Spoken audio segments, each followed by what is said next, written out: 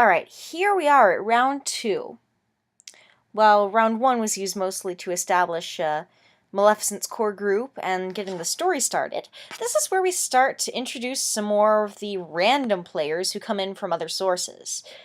Fair warning, this tournament is going to throw in a lot of newcomers very fast, and that's kind of what I like about it, is you never really know who's going to show up at what point. I guess that's basically what happens in all stage 1 of every tournament.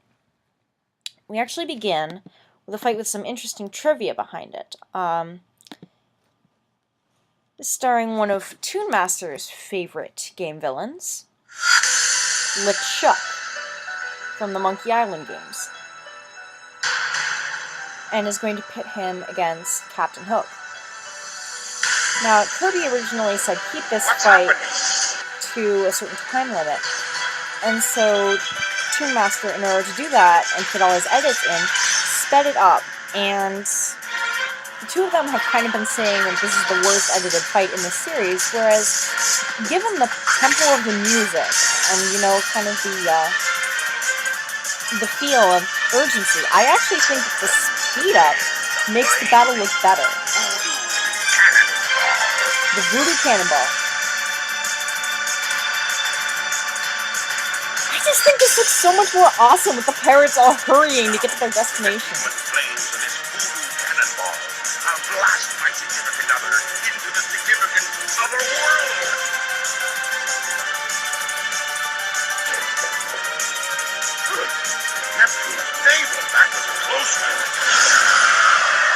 Hook's shot caused LeChuck to drop the Voodoo Cannonball and effectively sink his own ship.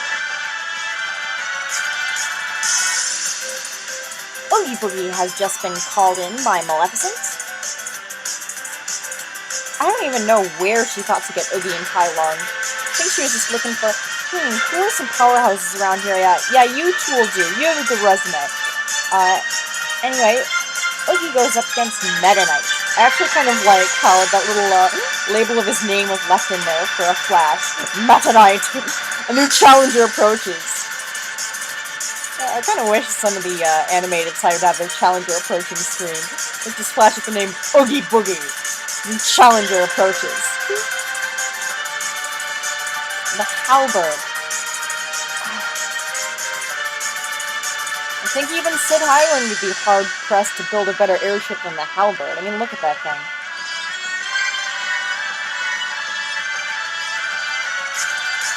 Oogie Boogie is torn to pieces by Meta Knight.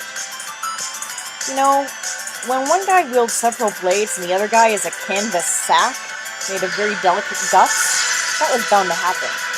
Maleficent calls in the fabrication machine to make a winged beast. And on the other hand, you have Dr. Neo-Cortex being informed by Uka Uka that there's a winged beast coming to attack him.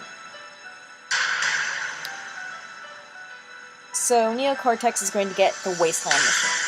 I don't know what Neo-Cortex is from. Somebody please comment and tell me, because he's featured very prominently in this, and even more so in Disney vs. Anime villains. And so I'm kind of interested in knowing his deal. On the other hand, subject material I do know, the movie 9, oh my goodness, I kind of wish that movie hadn't gotten forgotten as much as it did. I understand why. I mean, it didn't have the most memorable story, but I thought it was, you know, it was full of feels. It hit me in the heart, and I just really loved the atmosphere of it all. And the machinery-based villains were really cool. So the fabrication machine is one of my favorites that I always forget about until it turns up in conversation or in a tournament. And it's actually turned up also in non-Disney Villains War. And so I always like seeing it show up. Dr. Wily's still on a rampage with Proto Man. And is sending Proto Man out to do some good old destruction. Doofenshmirtz, not one to be outdone, despite the fact that being outdone is kind of a specialty, calls in his own robot. My name is Norm. I'm never sure whether I'm a Duke-Norm shipper. I mean, like, Duke has all the foyer with Perry, but he and Norm act like a married couple. I guess that's also got a broken base.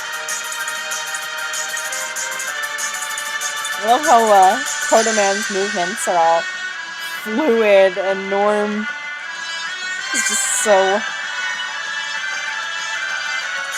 deliberate. Like when he wants to punch something, he does it the most over-the-top way possible.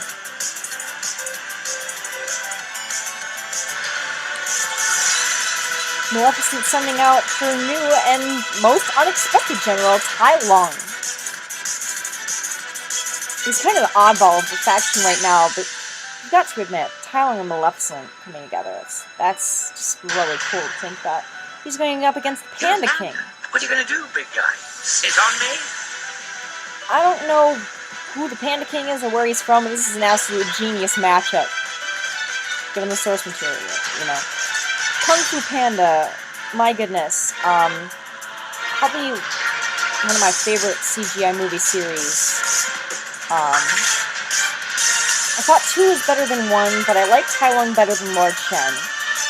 Like Lord Shen, everyone praises Gary Oldman for that role. I just think it's like Ruber the sequel. I'm sorry, that's probably gonna get me some backlash from a broken base. No, Kung Fu Panda, amazing world building. I heard there's a 3 in the works. That makes me happy. We now have Hex versus Garland. Don't know where Hex is from, but I am familiar with Garland. He will knock you all down. I enjoyed Dissidia quite a bit. Even after finishing story mode, I think they, I really like what they did with adding all the achievements in different modes. It had a lot of replayability value. I thought it was one of those games you could just pick up when you were bored and level up some characters. Now you see they're using the battle mode here to film Garland's movements. There's a little bit of trivia behind this too. Kirby was doing this mostly to see if he could use the battle mode to film Dissidia characters on his PSP, and it was successful, but right after this, Kirby's PSP broke and would not become repaired for several more rounds. And when it did, he put it to the best possible use right away. DDD and Meta Knight are trying to scheme. Oh, Mind Heist! How I've missed you! And an interdimensional bomb is secretly being planted outside their castle.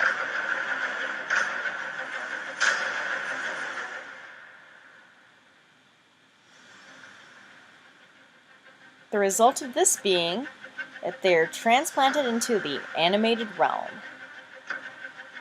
Unfortunately, What's a snail doing in my castle? the show never had Poppy Bros.